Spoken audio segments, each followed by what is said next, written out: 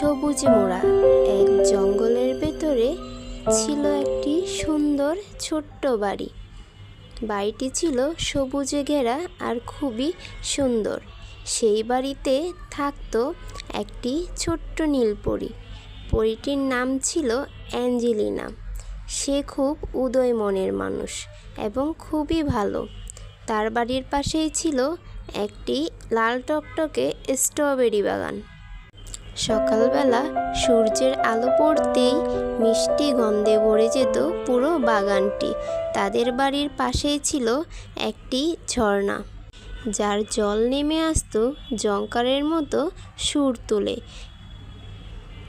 ঝর্ণার আশেপাশেই সবসময় উড়ত রং বেরঙের প্রজাপতিগুলো।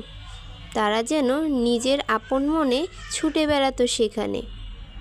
প্রতিদিন সকালে অ্যাঞ্জেলিনা তার জানালায় একটি পাখি দেখতে পেত।